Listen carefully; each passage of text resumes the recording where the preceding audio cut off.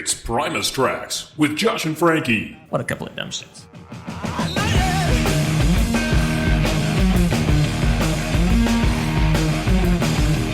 Our guest today spent some years touring and recording with Les Claypool's Frog Brigade and many other bands, and he has a wealth of musical efforts bearing his own name, and he also builds guitars under the name of Mesmer. He's all over the internet, but you can find just about everything through his website, which is Eenor.com, and I guess with that I just gave away who we're talking to. Eenor, welcome to Primus Tracks. How to do? Thank you for joining us. We're big fans, of course. I guess I want to start with, I mentioned your website, and so, of course, in the last number of days before you came on here, I was clicking around and watching a lot of videos, and the thing that really jumped out at me throughout all those videos of you playing is that you emote so much when you're playing, and it obviously flows through you, man, and I really admire that, because I'm an amateur guitarist at best, and when I'm playing, I'm very tense, because I have to concentrate on the playing.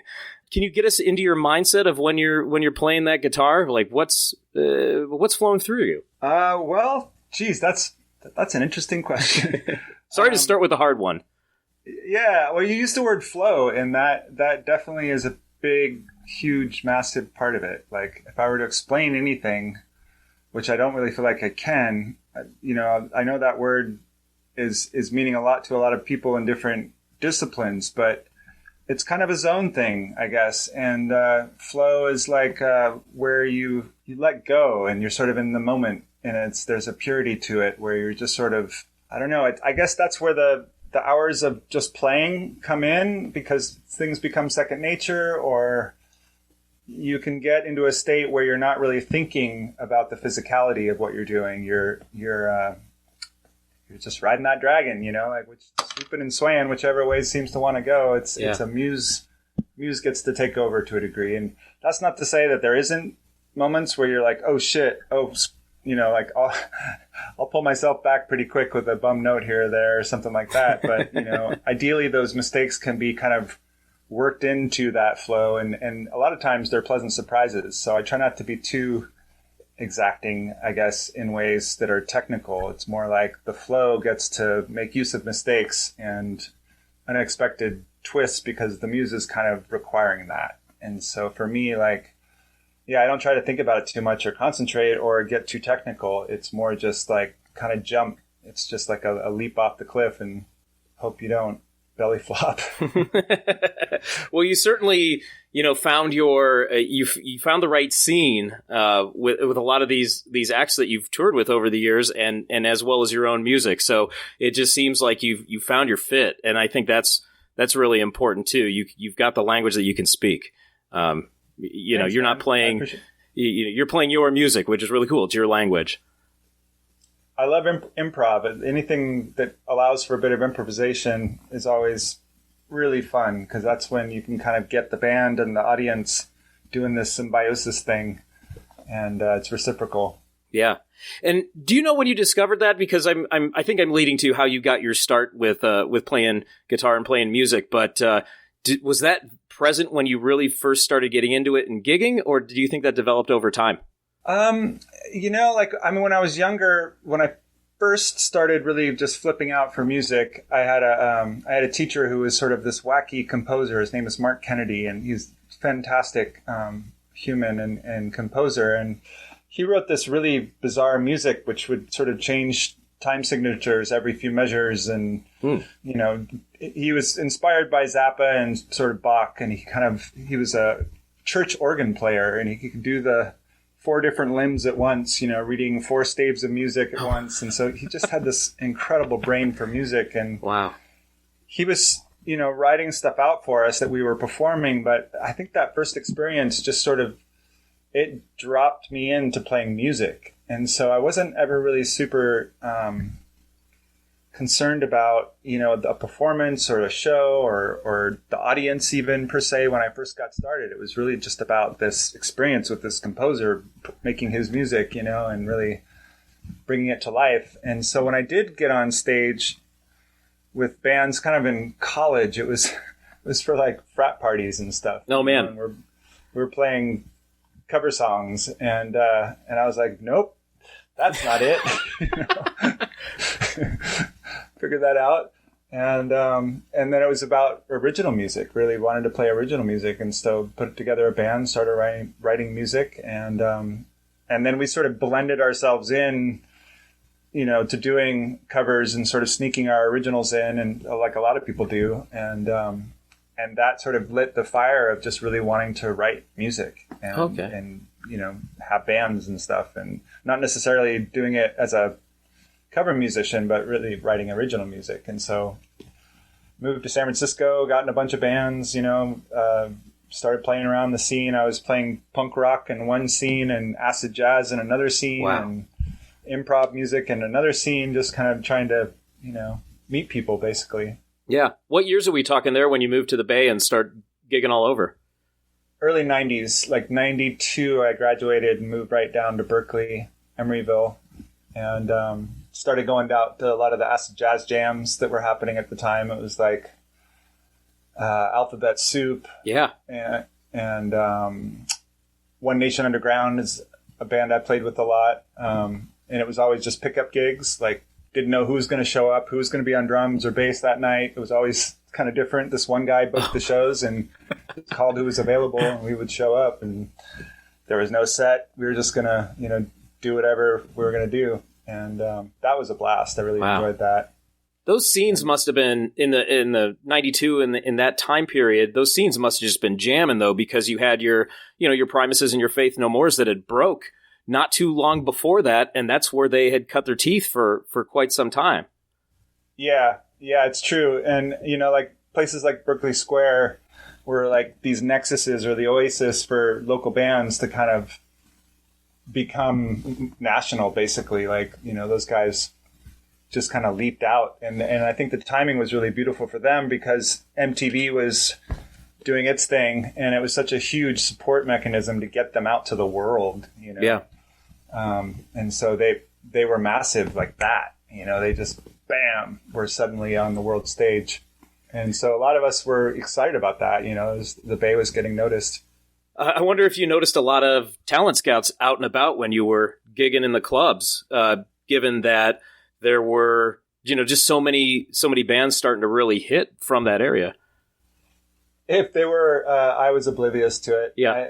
I never really got approached in that way. I went down to LA a few times, and I got approached a bunch of times when we play down there, and people would give me their cards and say, "Oh, don't talk to anybody else. Just give me a call." And I would call them, and they wouldn't call me back. Yeah, it just never went anywhere. I think I got one of my CDs to Madonna's label at one point, and that was strange. But of course, they turned it down. Oh, sure, yeah. So did you find that you kind of had to try to play that game for a while? Or were you trying to make a career out of it at that point? Or what, this was? Yeah, I was. I mean, yeah. I didn't really know how to do it per se. And I was just kind of, throwing spaghetti at the wall, seeing what would stick. Mm-hmm. But yeah, one of my bands, Channel 23, we put some money into making a record. We did it all analog and, had a good time making that record. And we toured a tiny bit around California, but not really enough to really push a record. And that, incidentally, was what I ended up sending to Claypool when he put an ad out, was that record. Oh, okay, yeah. So, and that was probably, I think, that was 2000 or so. So you were gigging for quite some time between San Francisco and L.A. Yeah, and mostly the Bay Area. I only went to LA once in a while. It wasn't a strongly consistent thing. But until I got with the Yard Dogs, and then we toured for a bunch.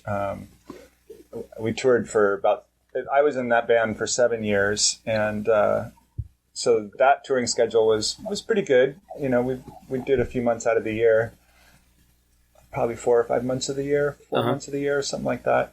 A lot of and Eenor, how familiar were you with the music of Les Claypool prior to your audition? I mean, had you seen Primus live before that? Did you listen to his music? I had seen them live. Yep, I saw them with Jane's Addiction and the Pixies. Oh yeah, at I think it was at the Henry J. Kaiser Auditorium, and that was an amazing. Of course, 3 amazing bands in one night. That was pretty fantastic. And Les and I were at the Bammies one time, I remember, and we turned around and we both had our hair in braids. I was watching John Lee Hooker eat chicken. I'll never forget this. And I'm just kind of mystified by John Lee Hooker, because he's such a legend and a being. I turn around and there's Les, and he's got his hair in braids, and I've got my hair in braids. He's like, "Nice hair." Little did I know, it was a moment that perhaps was foretelling, because I don't know, it was probably like 4 or 5 years later or 6 years later that I ended up in his band. He of course didn't remember the moment. I did, because it was obvious I would. Yeah, those are those weird things when you can run into somebody, somebody who's they're doing this and they're going to forget because they run into people all the time and they're touring and playing. But, for me, the fan, if I run into somebody, I'm going to hold on to it forever. But I know enough now, like when I was younger, I'd be like, "Hey, do you remember when?" And I'd turn into Chris Farley on that SNL sketch, But I know now just to go, this is my little moment and I'm going to treasure it, and I'm not going to bring it up the next time. Yeah. You get once, and if they're not remembering with you, it's probably best left alone. Yeah. Yeah. So you did get to be around some folks who were making it, or who you could see as maybe aspire to get to where they were going. It sounds like, and you're gigging away throughout the '90s and trying to make it happen. So I got to commend you for that. Just working away at it, because I know it's tough. All the stories we hear, it's a grind. It's night after night, right? I honestly was about to give up. Yeah. The way that whole thing went down was pretty bizarre. I met a woman, and Channel 23 sort of broke up because she and I got pregnant within about 3 months of meeting each other. And the band, the guys in Channel 23 thought, okay, well, that's that, and I sort of did too. It was time to get responsible and raise a baby. And so I guess it was... she was almost a year old when I sent in my audition using the Channel 23 album. They had put an ad in the paper, and they were looking for local musicians. And we had a friend in common. Les's manager is good friends with friends of mine, because, they were in the music scene as well. Uh-huh. And so, I think hopefully I'd like to think my friend gave the manager a tiny, like, "Hey, check this out, if it shows up." But I don't really know for sure. I suspect that might have happened, thankfully. And so it got to Les, and he called me up and said, "Come audition." So I went up and did a day with him, and I don't remember if he gave me an assignment of like something to learn. He may have given me something to learn. Uh-huh. Maybe Thela or something. I don't recall that part, but it went pretty well. I think we just improvised and screwed around, and drove home and thought, well, we'll see what comes of that. And he called me right away and was like, "Hey, come back tomorrow." Wow. And I think at that point he told me to learn some stuff, and went back the next day, and then pretty much got the offer and said, "Here, go learn Pink Floyd's Animals album and a stack of his CDs." Yeah. And we're going out on the road in 2 weeks, so be ready, I'm sure. Right? Exactly. Yeah. It was it really? 2 weeks later.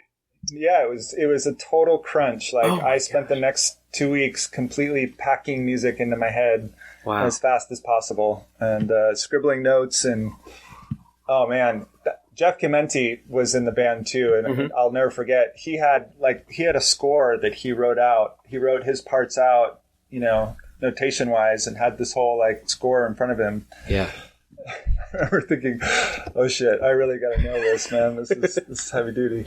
And this is at a time when you were kind of ready to be done. So my plan had been to give it till 31, and I was 29, 30. I think it was 30, and so I basically had one more year of giving it a good try, and then I was going to move back to Maui, which is where I went to high school, and we had a baby, and I sent that CD in and ended up in Les's band, kind of all around the time where I was thinking of calling it quits. Yeah. And so it was just like this crazy swoop And so it was kind of like, no, you're gonna get to do this thing. Yeah. So I think my baby brought some magic. Now, did you kind of see? It sounded like the way you were telling it. It was just here. I'm going to send in this thing, and here's this opportunity. We'll see if anything comes from it.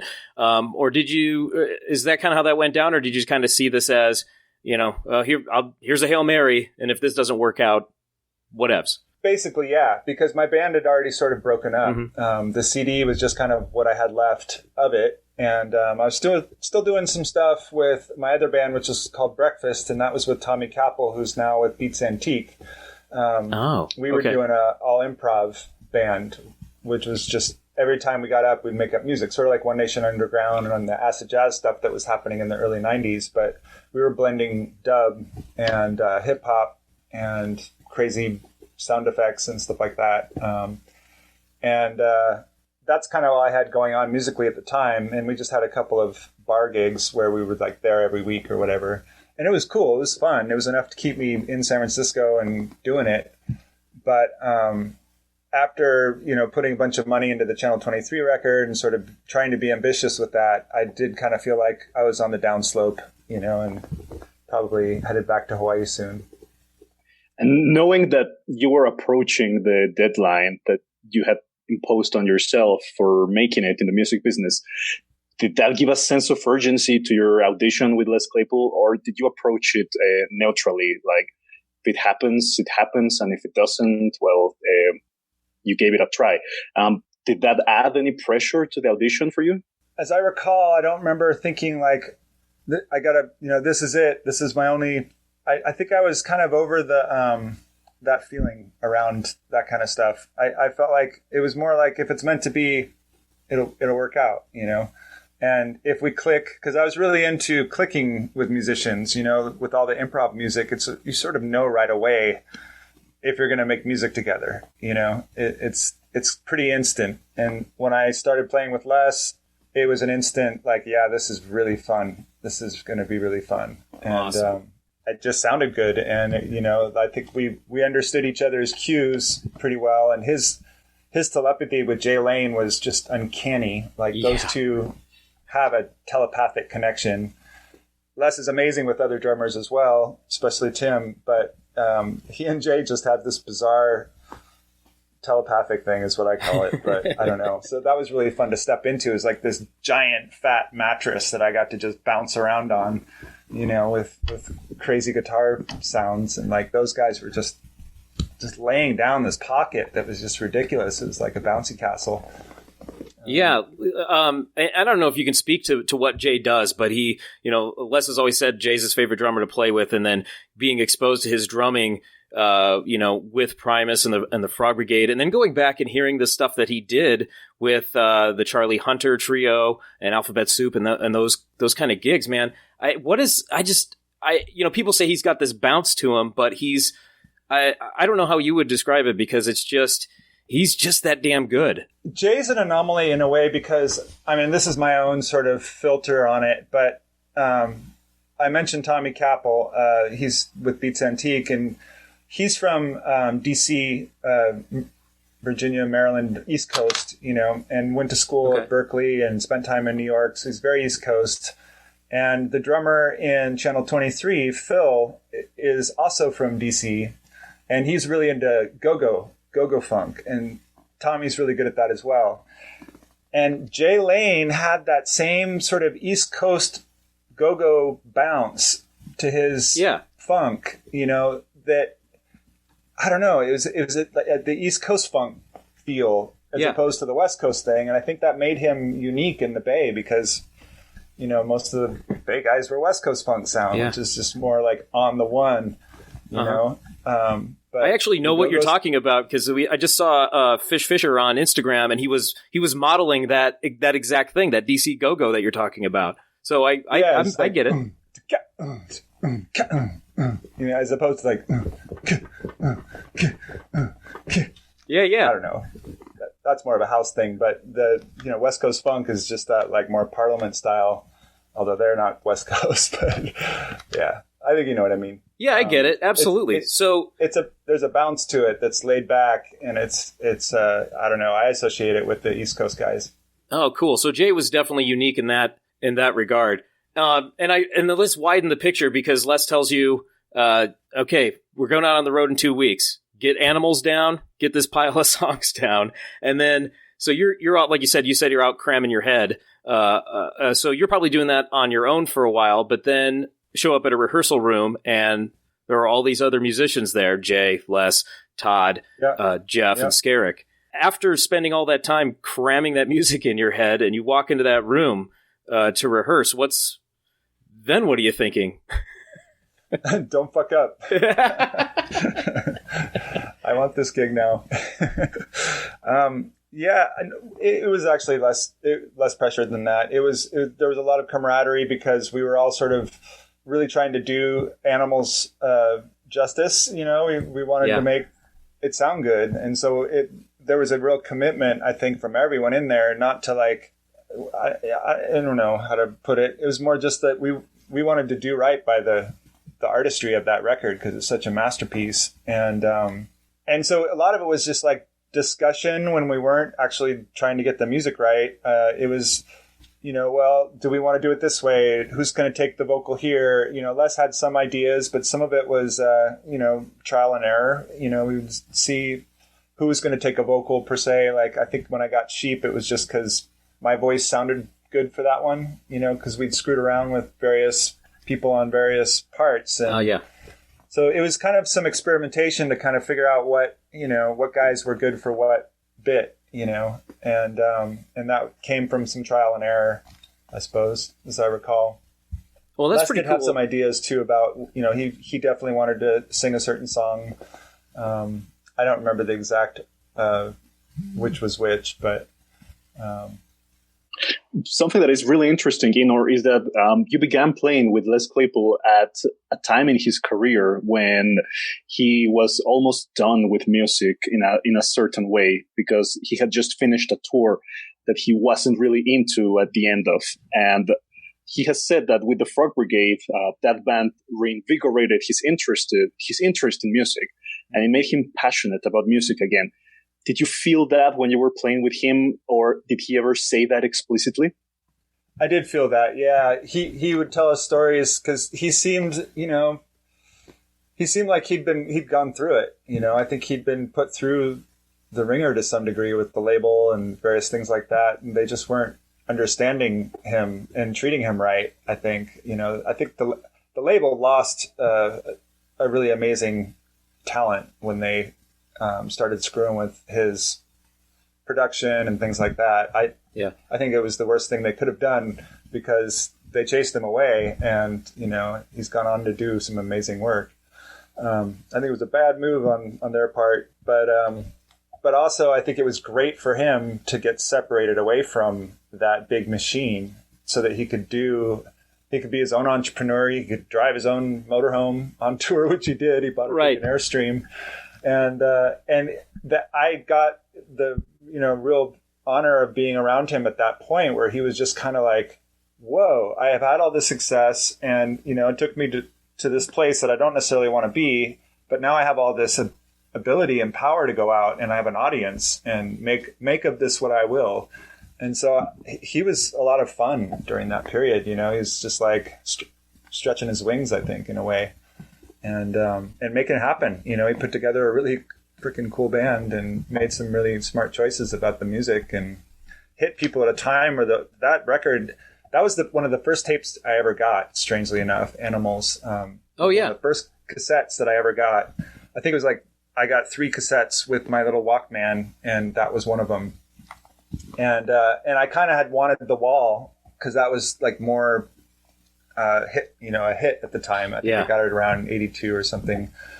And the Animals was older, but I still listened to it, and ended up being really formative. And so again, it was one of those things that when it came up to do it with Les, I was just like, that's so weird, And also Discipline, I'm sorry, Bela Huginji came off of King Crimson's Discipline, and he chose that song, and I was already a freak for that whole record. That was one of my most formative records. So there was just some really cool kinetic connects with that first experience, where the music choices he made, and the fact that it was so independent, where he had been sort of crushed by this big Interscope machine, towards the end of his career, and they were forcing him to do stuff he didn't want to do, and I think it was a beginning of him getting to be his own person, and it really sounds like you were a fit for that band in the sense that you had the improv experience as well as the background of probably wearing out that tape of Animals for one, but so you had that experience, and one of the main goals of the Frog Brigade band was just to stretch out and explore and try new things, and there's really no risk to it. It just sounds like you were kind of ready to step in and do that. Was there any adjustment on your part? No, I mean, it was kind of ridiculously well fit. It's true. I mean, the songs he chose were songs that I loved, and the instruments that I was playing at the time just happened to fit in really well with some of those choices, like the yali tambur, Turkish banjo. I was doing that with Breakfast a lot, and just really into the sounds it was making. And when I first brought that and the slide guitar in, I don't know, it was kind of a wild hair. I wasn't thinking that he was going to respond to them. But I was like, well, I'm into these things. Maybe he will be, because I'd been into doing them with Breakfast. And I had this little toy guitar that I'd turned into a slide. And thankfully, he was really into those, sort of alternative instruments. So that in the early stages, he really embraced me doing more than just guitar stuff, which was cool. So Josh and I were actually curious about that instrument, the yeli tambor. So that's something that you played on Buzzers of Green Hill and Dee's Diner on the record. And I believe you also played it during the live performances. So can you tell us a little about that instrument? Is it hard to play? Was it nice to adapt it to the songs? Can you tell us about the yeli tambor? Sure. Yeah, it's made by a company out of Turkey called Cumbuş. It's spelled Cumbus, but you say Cumbuş. Okay. And so Les called it the Jim Bush. That's where that came from. Got it.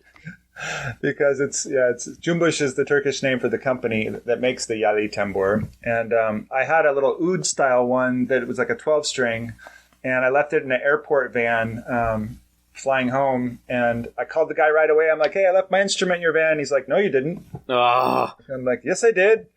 No, you didn't. And I was like, So went back to replace it to Lark in the Morning where I'd gotten it, and they didn't have that model, but they had the yali tambor. And it had these weird fishing wire frets on it that were all microtones, and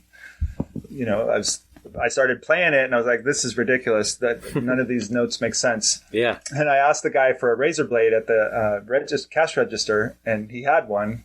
And so I took the razor blade and cut all the nylon frets off of it right in front of him. And I knew I was going to buy it, but I just figured it'd be kind of funny to see what he'd do. And so cut the frets off and made it fretless kind of right there at the store. And I had been studying with Ali Akbar Khan up in San Rafael on fretless guitar. And and it required that it was a Strat that I'd made fretless, and I put little Shruti strings on it with tuners attached to the upper horn. But a lot of the other students in the class were playing sarod, which is what Ali Akbar Khan plays. And this is a fretless Indian instrument with a metal neck. And you fret the note with your fingernail.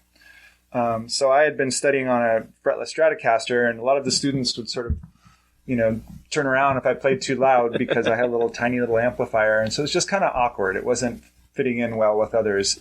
Yeah. And so when I played the yali tambor, I was like, this is going to be perfect for class. This will be the perfect sort of sarod-like instrument that I can maybe, be a little more friendly with the rest of the room volume-wise. And also it appealed to me. It was just a weirdo, and I was excited about it. So that sort of began a love affair with that instrument. And then I sort of recreated it as my own sort of design, because it has a deep dish banjo body. It's a banjo, but it has a really deep body. And so taking it on stage with like Les's big rig, and it would always howl feedback really horribly. It was really hard to get enough volume out of it. the band would have to get super quiet when I would take a solo on it, because like we did Tomorrow Never Knows by the Beatles. And we'd have to bring it down so that I could kind of go. Oh, is quiet, that because the resonance of all the other instruments getting in there and vibrating would cause that feedback? Is that the deal? Yeah, it fed back so easily that I couldn't bring the volume up very loud. Gotcha. It would just, it was volatile. So that means that the version that you made is flat? Yes. So the version I made, I solved that issue. It's a lot thinner, and it has a dish. The body is spherical in the back, so there's no parallel surfaces, and then it's relatively thin. Yeah. Oh yeah. And then it has a jazz guitar pickup on it, a Bartolini, and really deep resonant bass will come out of it. I can plug it in for y'all. Yeah, if you don't mind, that'd be excellent, because right now all the listeners don't get to see it, so I feel pretty darn lucky.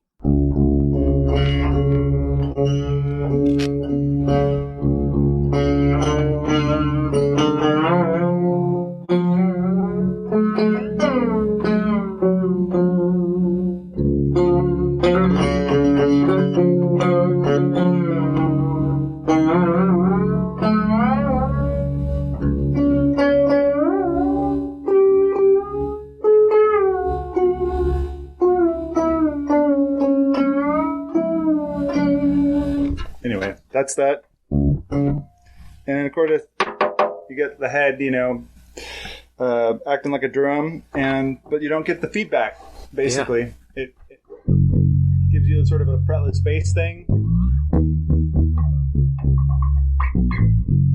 Or you can get the more Sarod-like.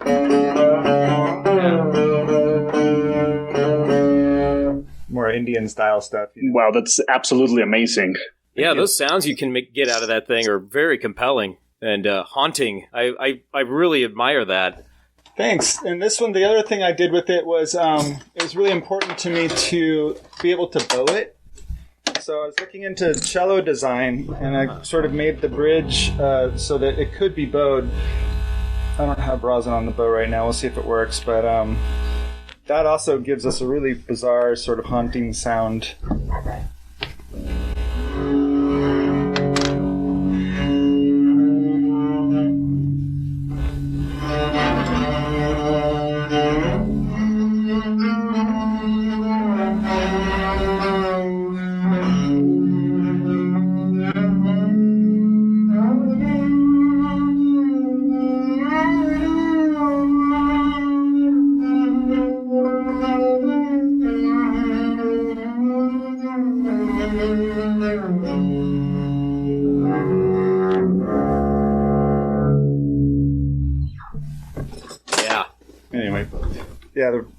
I'm still getting my bowing technique down.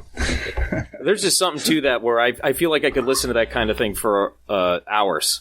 It's just that cool, or it's just that interesting to me. Yeah.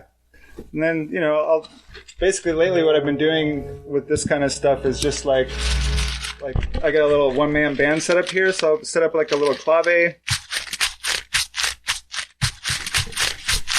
And then I'll give myself a little beat.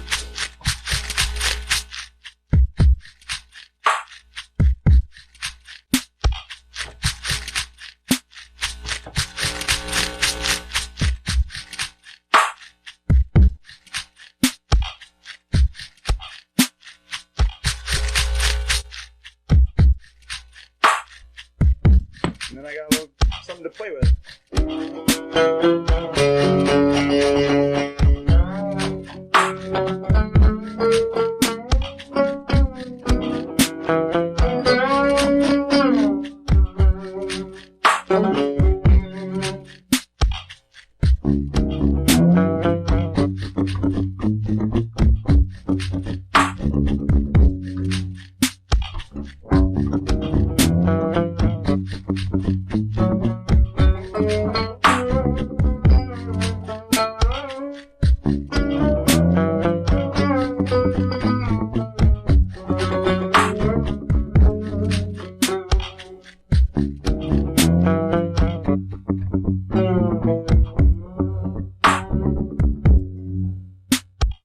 thank you so much for that, Eenor. It's absolutely fantastic. That was definitely our first ever live jam on Primus Tracks. So Yeah, I appreciate that, man. That's absolutely mind blowing.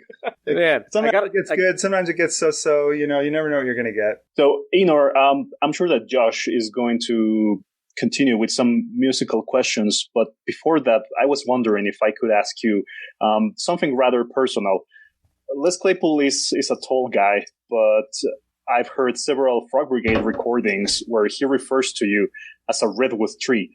So I was wondering how tall you are. I am 6'5". Oh yeah! Wow, Nice, man. You're the kind of guy that were you pretty tall in high school too, and that sort of thing. Yeah, the coach was mad at me because I was into music and not sports. I'm sure you got that if you were tall in high school. Yeah, up there on stage. So you kind of command attention, I think, too, especially when you're playing some of these instruments that are definitely not recognizable to I guess the casual or the average music fan. But it sounds like that was mostly just what you were interested in, and not really about cultivating this stage image, I think. No, I never really thought much about having a stage image. I think that just came out. The dreadlock thing was just that I don't know how to explain that, but I was traveling in Europe with a punk band named Plainfield, and I ended up, after the tour finished, we were on like a 3-month tour all over Europe, and I decided to go sort of ramble. I brought a battery amp with me, and I wanted to go just busk and see if I could survive as a street musician around Europe. So I did that, and I met up with some punks in Paris that just had these. I just really dug their style, and I had long hair at the time, and a couple of the girls convinced me to dread a bit of it up, and it just sort of took its own course, I guess. I think once it's in there, it stays in there. Thing. It was just more that I was just on the road with these people having a good time, and it just turned into that. I don't know. And they also felt like antenna to me. Like I thought early on, like there was something sort of, I don't know if it was like this Lee Scratch Perry thing or something, but they seemed like if I did that, I'd have good antennas. So it became a little lore in my own head about that. But yeah, I don't know. I never thought about creating a look or choosing instruments for that. It's just a natural flow. Well, in a sense, that's refreshing because image is, it can be commodified and all that. So, you don't need to worry about that. You're there for the music, which is, that's what's commendable about it. I'm curious about you got together, you're doing these rehearsals, and you said, don't mess up, which is great personal advice to yourself when you're in the room with these kind of guys. Do you remember how much rehearsal time you had? Because you guys, hit the road in I'm looking at some tour dates here in August of 2000, and you guys did a good solid 2-3 week run, and then you were playing shows all over California after that, and in other places. Yeah, I think there wasn't a big plan at the beginning, and then it became it cascaded. People wanted to hear it, and so it became more of a big plan as it went.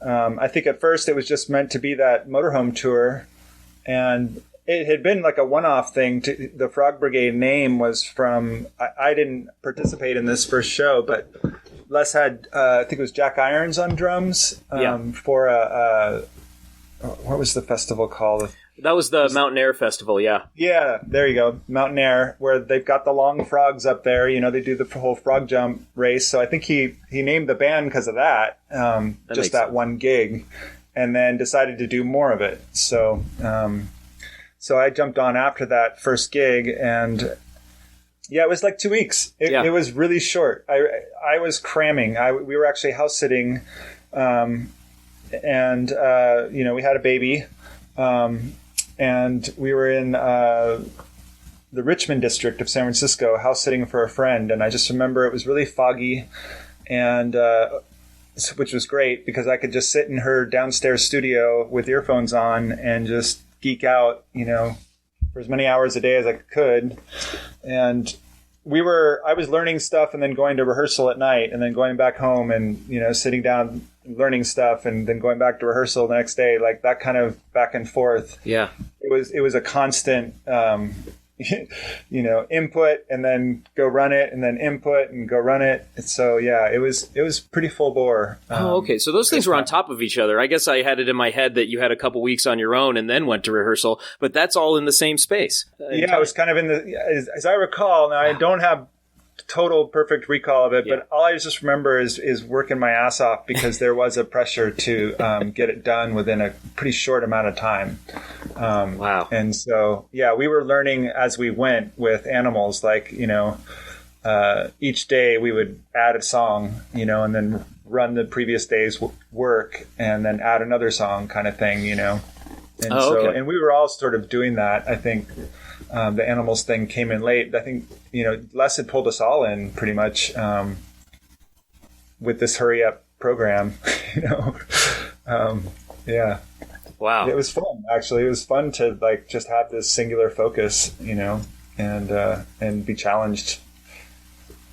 I remember thinking like, am I going to improvise this or am I going to learn the Gilmore thing? And pretty much every time it was like, no, you should learn the Gilmore thing, which ended up being prescient. We did get to stretch it out, at times, but there are certain things that he does that are just, they're like the melody of the song in a way,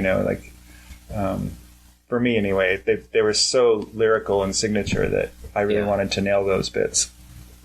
Yeah, that's a guy to emulate. I would say for anybody that wants to be a songwriter and a musician, he's one to look up to for sure. Yeah, I've heard other people do like Pink Floyd stuff, and like you always have the choice as a guitar player to kind of do your own thing, put your own stamp on it, or kind of go closer to what they do. And for me, like those songs, like we were assembling all the most essential bits, and that his solos just were always an essential bit, just like a melody would be, they didn't feel like solos to me. They were more compositional, and so doing them note for note felt like the right thing to do, like as much as I could, is to nail their positioning.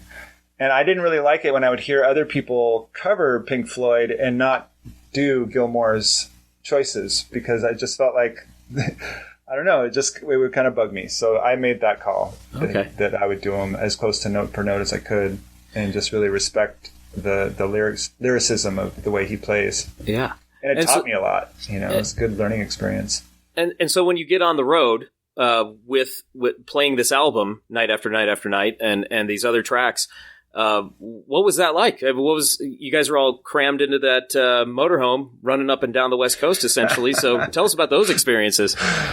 Well, the music never got dull. Playing any of that music, Les's music, Pink Floyd, that part was always really easy. And of course I had stars in my eyes, so I was having a blast no matter what. But there was some funny moments where Les and Todd would get going because the motorhome broke a few times, and so we had to pull the engine cover off on the side of the road, and they're both got their heads in the hot engine trying to figure out what's going on, because Les just bought this thing for the tour and it wasn't completely vetted, and so they would sort of get going about the mechanics of the motorhome. I remember that it was never horrible or tense, but it was more of like a razzing thing.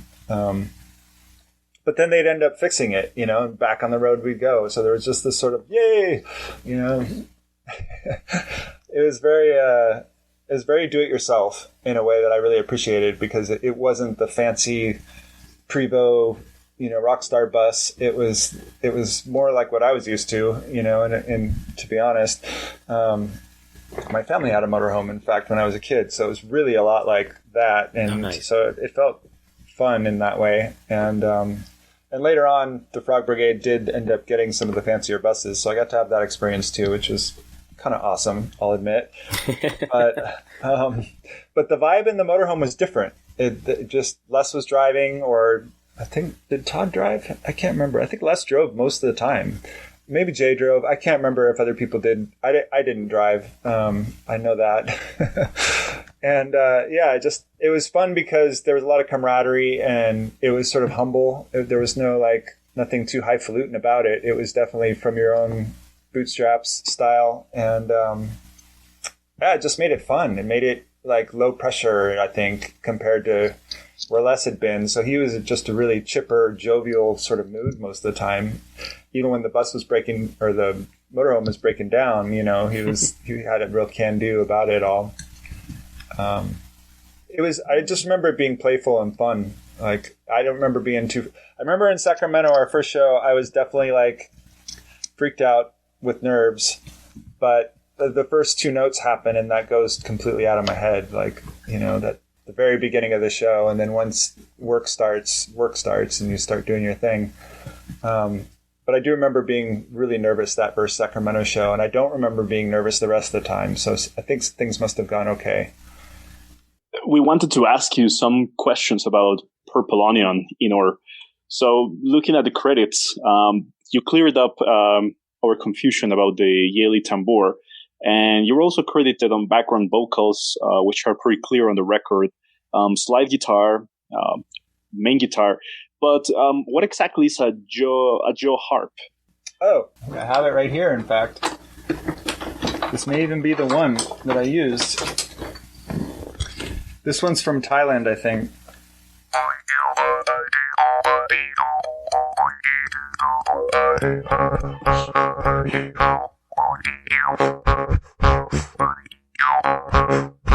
Now I'm going to want to make a beat. Let's see if I can get something good.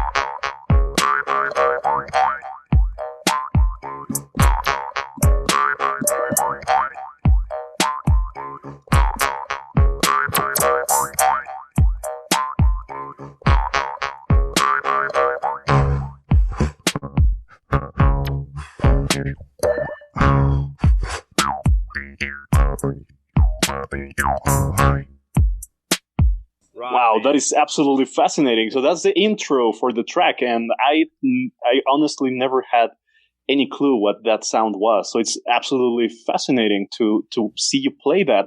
And I don't recall listening to that instrument in any other song by any artist. So it's incredibly unique. Yeah, I think it's in Asian music. Probably not the way I do it. It's an Americana type stuff, but it's not that style. It's more of a metal jaw harp. This is a piece of bamboo that's just been cut just so. It amuses me. It's a drone instrument. I do a lot of drone music. I also do a lot of harmonic music, but I like the drone stuff because you can just sort of set it and go. Yeah. Tune the yeli or the I call this the tambour for wild boar. So the tambour and this go well together. And how did these really fascinating instruments find their way into the record? Did Les Claypool encourage you to experiment with any instruments that you wanted, or did he actually have a vision of what instruments he wanted on the record? No, I think he just let me bring in my stuff and do my thing. And where I would hear a spot for something like that, I think I made a suggestion about it because Buzzards just had that feeling, as a song. It had a twang to it. So as I recall, I think I just heard it as a possibility and threw it out as a suggestion, and he would either grab it or not, And what recollections do you have of recording at Rancho Relaxo? What was that experience like? It is very relaxing. It's like adjacent to a pool. So the studio is actually a pool house, and there's a swimming pool, but there's also a pool room, which is pool table pool room. So the terminology gets confusing fast, but the amps live in the pool table room, and the API console, which he had just gotten, I think he bought it off of Chris Robinson from the Black Crowes, lived in the other room, which was, I guess, I don't know, more of like a lounge for the pool house. And he had an old Ludwig metal drum kit in there, as I recall, with a lot of drums. Like, it was a massive kit. I remember Norwood, I think it was Norwood came with Fish to do a track, and Les had a beanbag chair in the studio, and we were in the middle of recording, and Norwood fell asleep in the beanbag chair. He just kind of drifted off in the midst of a track, and we had to start over. He's like, Norwood fell asleep. It was cool. Warren Haynes came in, and he just like sat down for it must have been no more than a half an hour or something. Like he just laid his tracks, first takes, pretty much. Bam, right away, done. Like, you know, he put his parts on there. I think he did it in one pass, actually. I think it was a really short amount of time, because I remember being a little flabbergasted that we were done when we were done with his part. It was like, yep, all right, we got it. Wow. I was hoping for more. I wanted to kind of like, you know, see him do his thing, and yeah, it was very brief, but it was also, you know, he nailed it. And altogether, it sounds like, because you recorded, of course, you did the live records, and when you're doing a live record, and correct me if I'm wrong, you play your show, and it gets recorded, and you're pretty much done. Somebody else is taking care of most of the rest of the process for you. And yeah. And the live record was when I was brand new in the band too. Like that was one of the first shows. That was nerve-wracking. That was actually, I remember being totally freaked out about that. Oh, I was curious about that too, because you knew that those were going to be recorded. So yeah, did your mindset change at all for the live recordings? And was it at all similar to doing anything for the studio record? No, it was very different. Yeah. I remember I screwed up one of the nights on the live record. One of Gilmore's solos just fell out of my head at the wrong moment, and that was a mess up. So the next night I had to do it right, because we only had 2 nights to pull from. Yeah. And I could not make that same mistake again. So I remember concentrating my ass off for that. But then for the studio record, it was, I was up there for like 2 weeks at his place, and just sort of helping him bring people in and out, and we did some editing, and then we'd go drive around in his truck and listen to some of the mixes. And different people were coming on different days. Some of the days I would record, some of the days I wouldn't. That was really fun, because there was a lot more creative input in that regard. Like the live stuff, it was mostly from Highball with the Devil, his one of his solo albums. Right. And so all the parts were written for that stuff. So I was only improvising my own solos for the live stuff. The rest of the time I was just covering what somebody else had made. So for the Purple Onion, I got to write most of my parts, if not all of them. I do remember Les would ask for a certain thing on a couple of the songs. He really wanted me to thin out my tone and get a like real kind of plinky, tinkly sound. You know, he's really into like a really narrow sort of, you get this kind of thing, you know, with the guitar tone. Yeah. Where you notch it. But he wanted it really thin.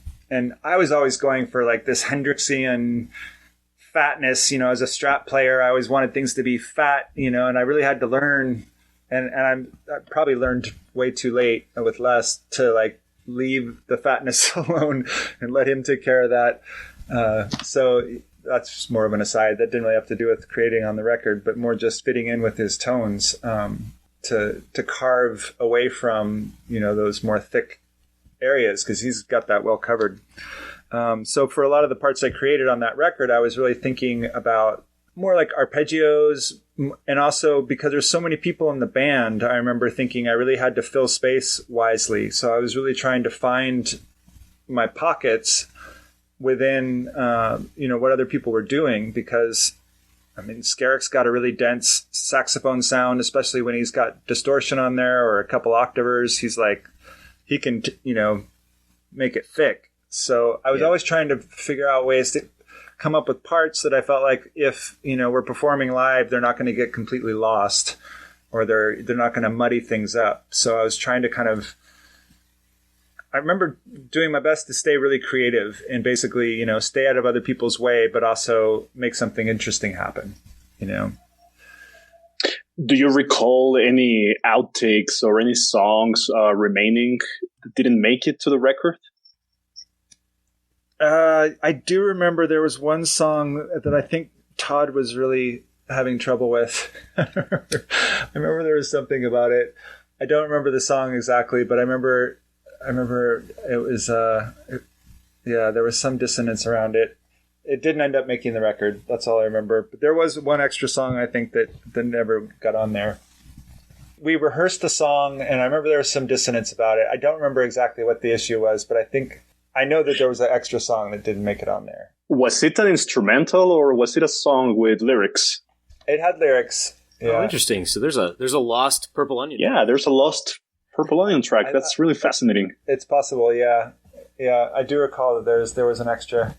I'm sorry, I can't tell you what it was called or how it went. Speaking of unreleased material, this might be a really a long shot, Eenor, but around late 2002 and 2003, Les Claypool had a Frog Brigade track called Ancient Mariner, which is an instrumental.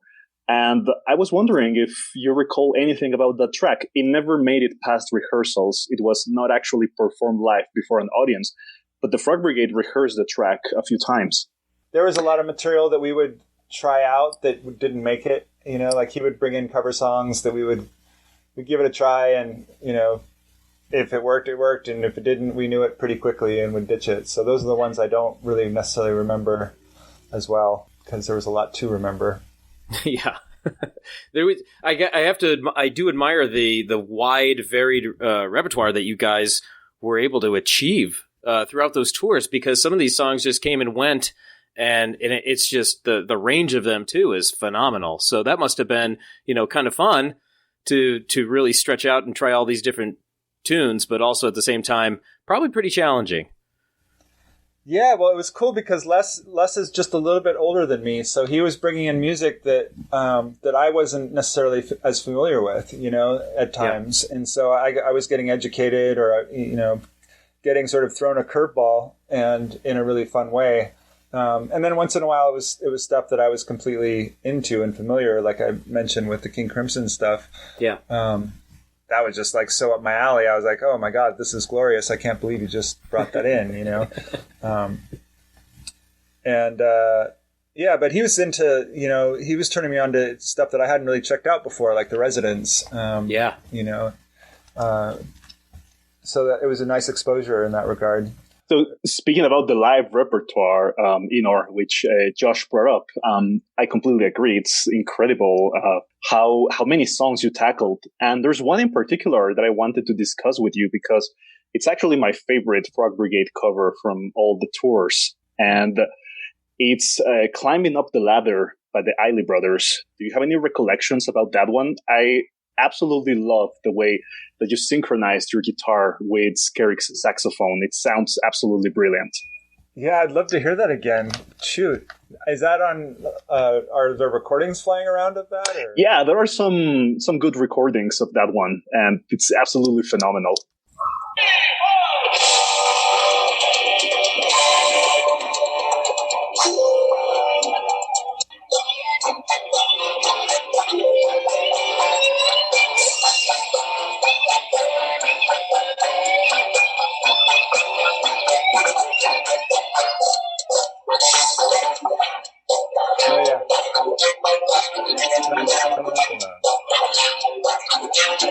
Now I remember. Thank you. Yeah.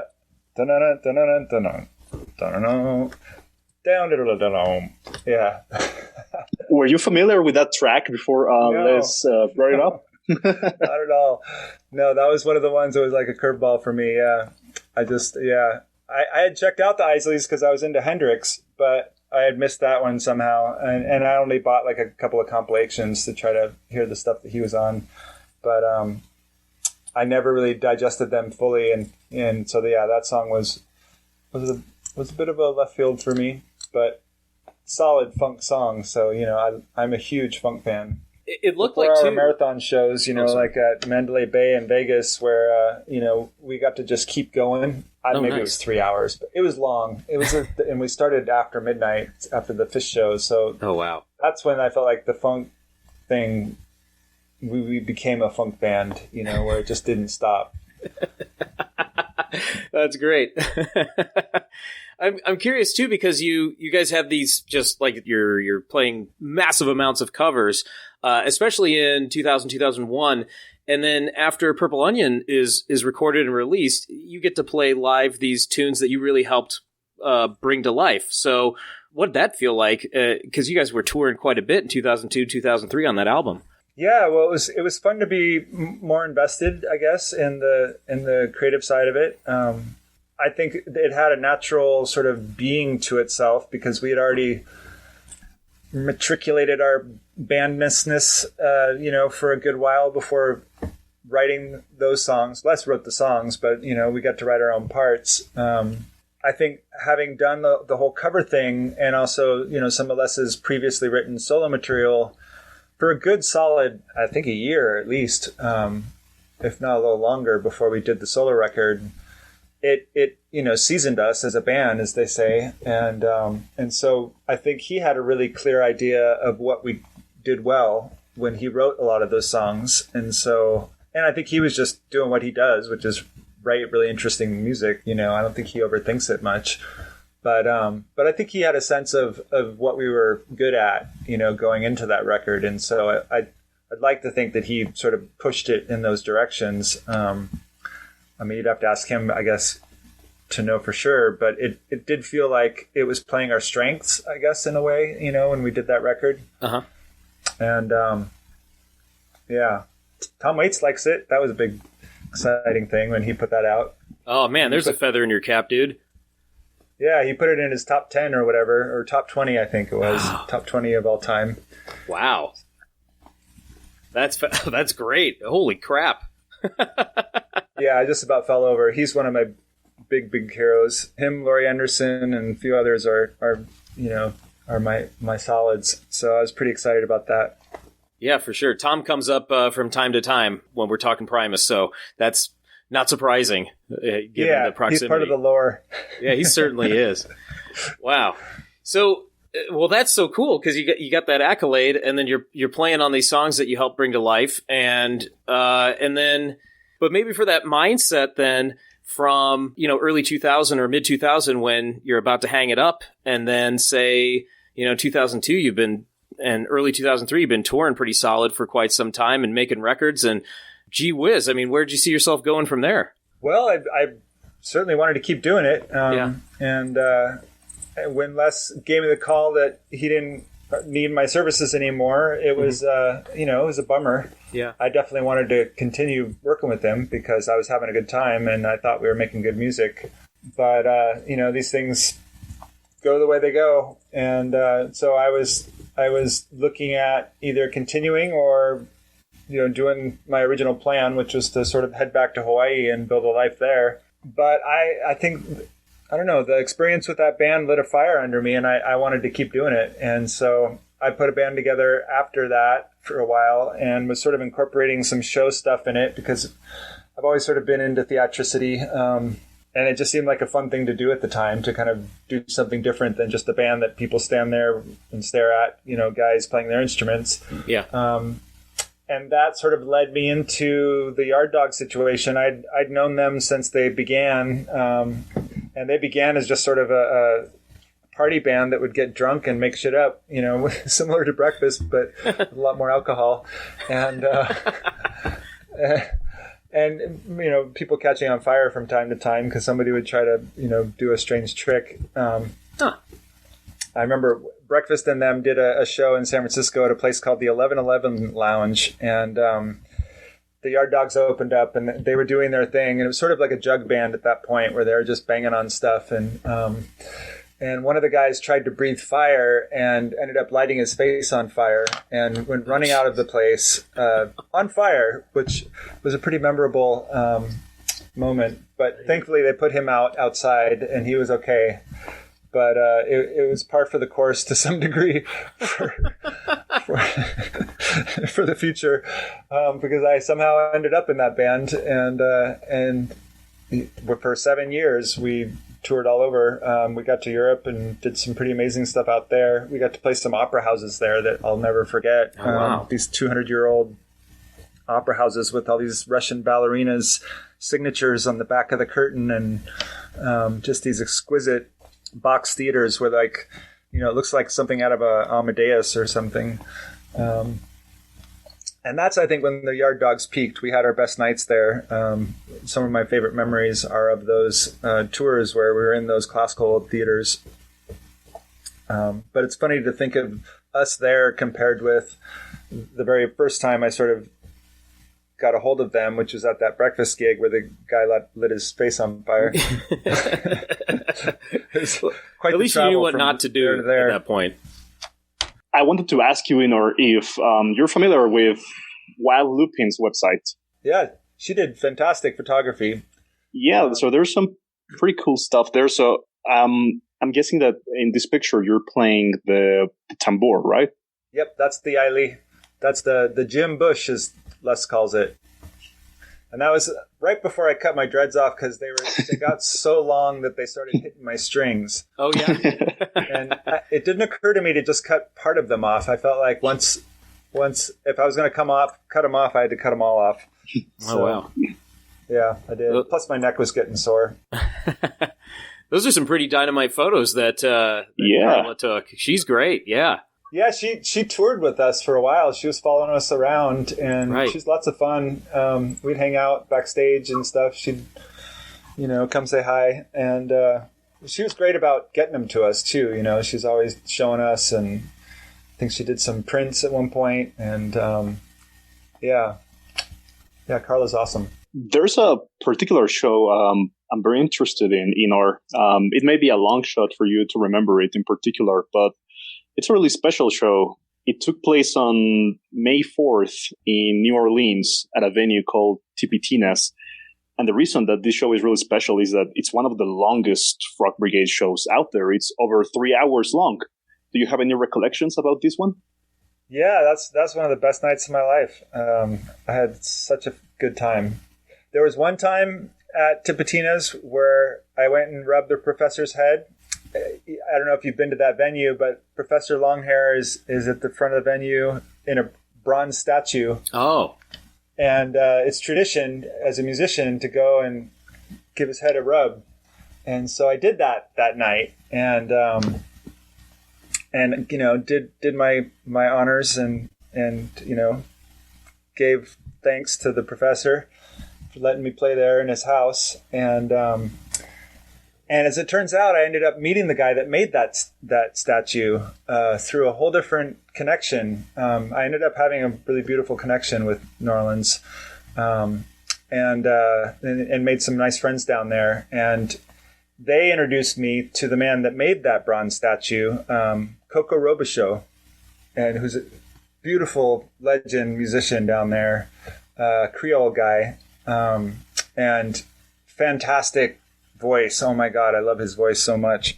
I got to play with him at Burning Man on an art car, and I couldn't even play because he was just so captivating. There was no reason for me to even really do anything. So I would play like a few notes on my little slide guitar here and there, but for the most part, I just sat and listened to him because he was amazing. Anyway, he made the bronze statue of Professor Longhair, and that night I gave it the little rub, and I remember standing next to, from Dirty Dozen Brass Band, and his name will come to me in a second because I'm also chagrined I don't remember his name.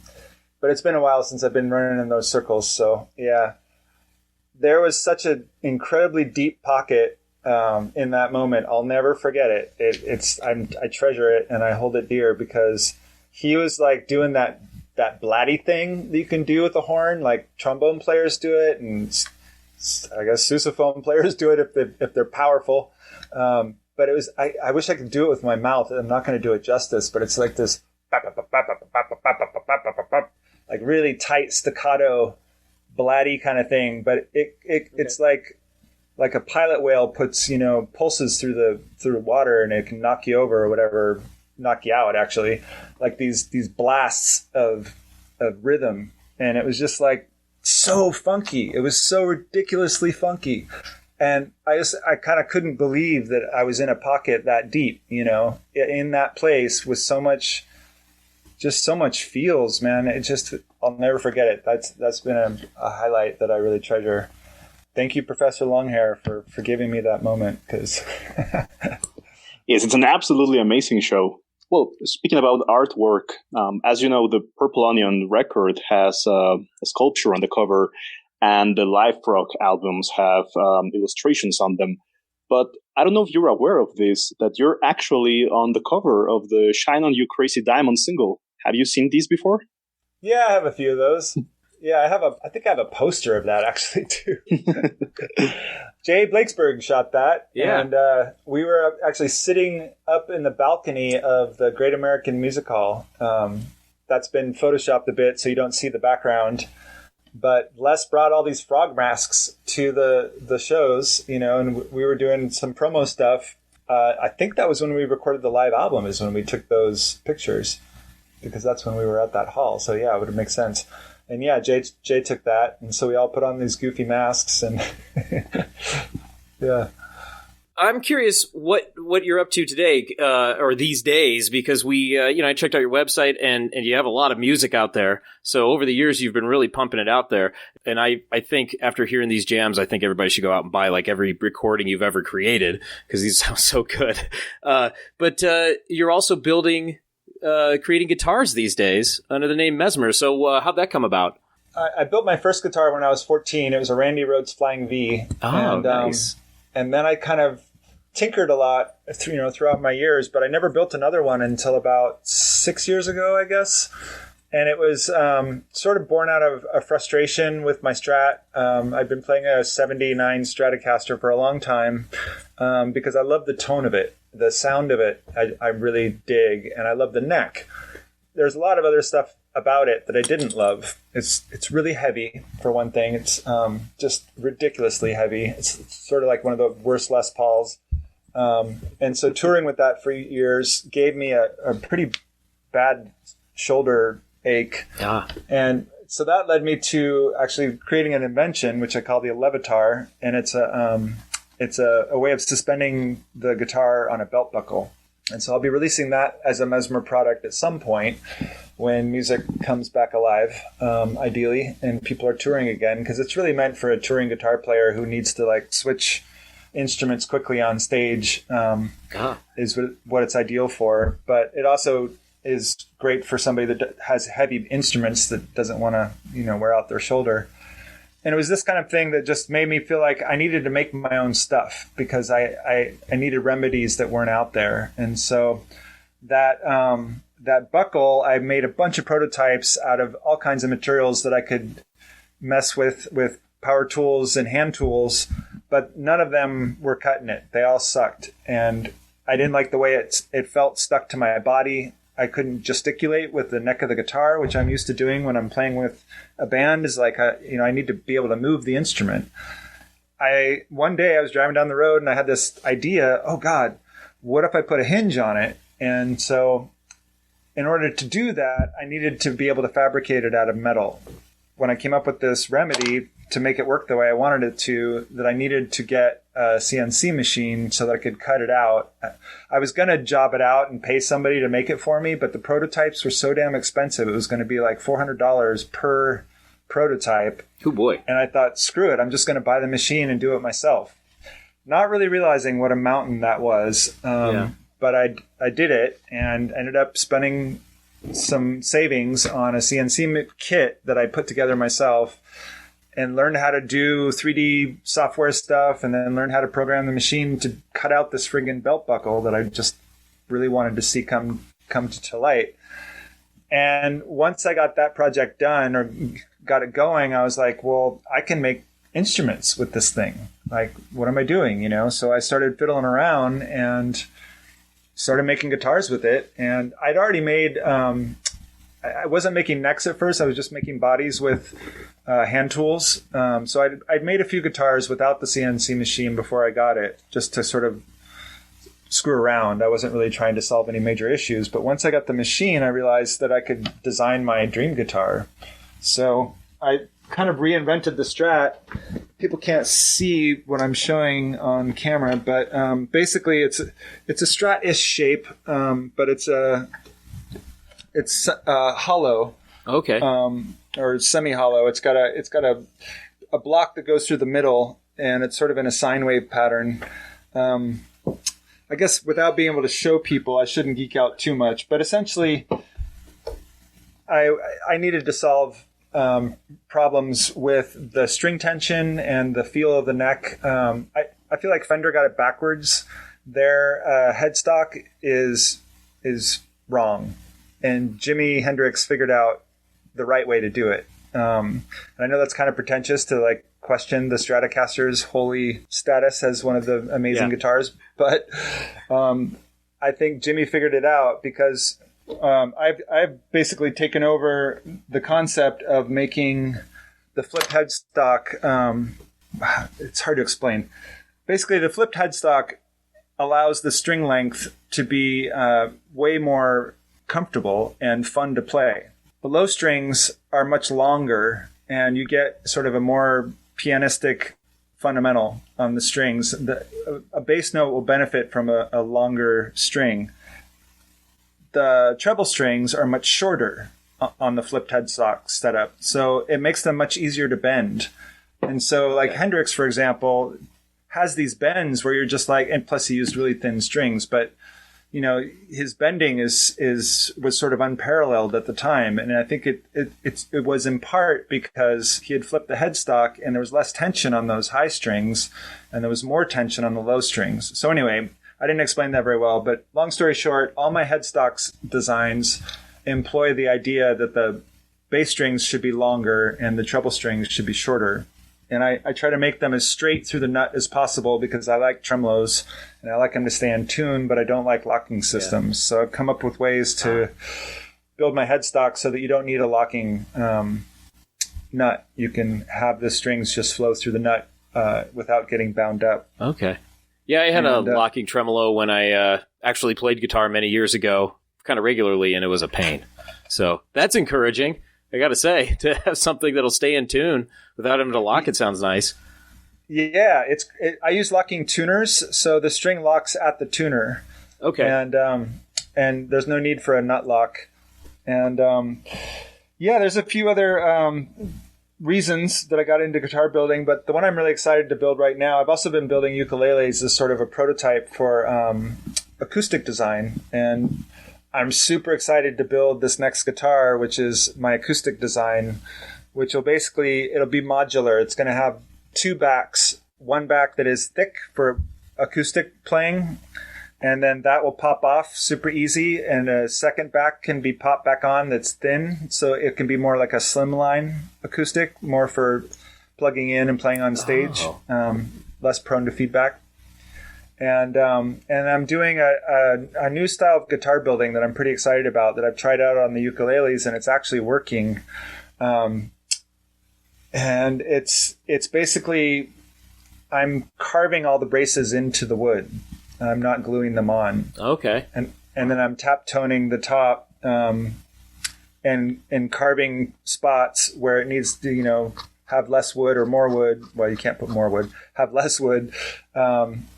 And sort of tap toning the tops, but it's most acoustic guitars you glue in all the bracing, and you start with a real flat piece of wood. I'm essentially carving a big slab of wood to get a different sort of. It's a different approach essentially, but there's less glue involved, and I'm playing with resonances with the design so that basically you get a really vibrational result, ideally, that has a broad frequency sweep so that you're not accentuating any one group of notes too much or too little. It's the idea is to get all the frequency bands represented in the design. So Eenor, we can find you with Eenor music and Mesmer guitars on social media, but there's also another profile, and it would be interesting if you told our listeners about Eenor Wonders. I get into weird shit, I guess. Yeah. And it was starting to infect my music world because the internet is a ridiculously silly place, and it's full of rabbit holes and ridiculousness. And so we fall in from time to time. And it's not just the internet, as I'm learning, because I've had some strange experiences in the world that definitely help me acknowledge that there's mystery and there's things that we cannot explain.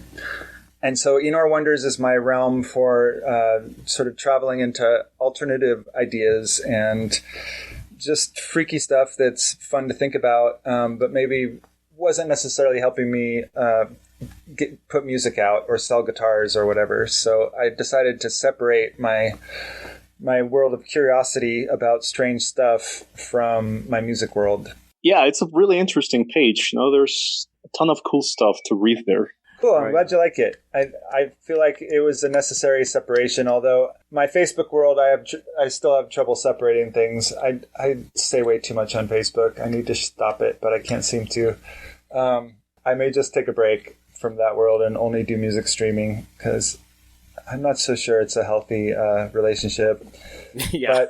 But Eenor Wonders is definitely a fun and playful thing that I should get back into soon. I haven't really put anything up on there in a while. And there is some cool stuff that I've come across that I'm interested in sharing. And some of it does cross over in music, and I'm sort of trying to figure out how to do some of it with a crossover. My current project that I'm really into right now, although it is also somewhat of a crossover in that I'm writing an adventure novel, and I'm putting it to I'm making an audiobook of it because a lot of my friends don't read novels, and so I want them to hear it. So it's based on bedtime stories that I told my daughter when she was young, but I've sort of modernized it, and it's more like a young adult or even adult novel now. And I'm playing some guitar on there and trying to just create a mood, like not anything too it's not super musical. It's more like ambient and just creating a vibe, but the idea is that it'll be a book written and read by the guy playing guitar on it. Oh, that sounds great, man. A pet project. You got a lot of stuff going on. That's fantastic. Really stretching those creative feelers out. Yeah, I can't seem to help myself. I don't know. It's a way of staying sane, Yeah. I think. Oh, yeah. Keep going. No, you don't want to stop. I have one last question, Eenor. Going back a little to the Frog Brigade, it's really interesting that, with this band, you tackled Pink Floyd, you tackled original compositions, funk covers, a ton of music, Sausage, Holy Mackerel, but also Primus. And you mentioned that with the Live Frogs albums, you wanted to do justice to David Gilmour. So my last question is, what was it like for you tackling the compositions of Primus and the guitar parts of Larry Lalonde? Yeah, that was awesome. I mean, I was a fan of Primus. Frizzle Fry hit me in college, and we were all just like, what? Oh, no, it was actually Suck on This hit us. And then Frizzle Fry came out right after we discovered Suck on This, so it was kind of a 1-2 punch. And we were just like, what the hell are these guys doing? This is crazy. Like, it's so weird and so great. It was just like an instant gravitation to the fact that it was musical. Like, there was musicianship to it, but it was also really strange, like it was not pretentious in the way that prog rock was. Prog just, I'm a fan, but it's just also kind of, I don't know, there's something really snooty about it. And Primus solved that problem hugely. They got humor in there, and Les is just such a genuine freakazoid that it came across. Who would put prog and funk together? It wasn't really a concept until they were doing it, and of course we loved it. So yeah, I mean, like Here Come the Bastards, I remember doing it at the Fillmore and just having a little pinch me moment with that one too, just because I love that song and I was getting to do it. Yeah, and Lur's a really interesting guitar player. He has, I can hear in some ways now that I've been in a studio with Les, sort of the requests that he may be navigating with Les's muse and his compositional style. Lur is great at doing that. What I was talking about earlier, where you get this sort of notched tone, and you carve your space in sort of a thinned out way. It's a more of a thin guitar sound, and Lur makes really great use of that. Like he's really able to sculpt with that tone, I think, in interesting ways. Because most guitarists are always going for this megatone, and sort of overdoing it. And so it's a less is more. Cracking myself up approach, and it really works for Les's songwriting style. So I respect that Lur seems to navigate that really intelligently. And I don't know, maybe that's just how Lur plays normally. I could be assuming or projecting my own process on it. I'd like to ask him, actually. I saw them in New Orleans they did the Willy Wonka show. And it's freaking awesome. I was so floored by that. They did a crazy good job. And Lur's playing. I just remember he took off on a few solos where I was like, holy shit. Wow. Didn't know you were holding that in those skinny jeans. So yeah. Right on. Yeah, he's awesome. I'm going to hand the floor to Josh in case he has any other questions. You know what? I don't. And I just looked at the clock, and you gave us almost 2 hours. I can't tell you how much I appreciate you talking to us about your experiences from A to Z. I mean, you took us on a journey, man. Thank you so much, Eenor. It was absolutely amazing. We really, really appreciate it. You're welcome, guys. Thank you for having me. Yeah, it was fun to do. There are fossils of seashells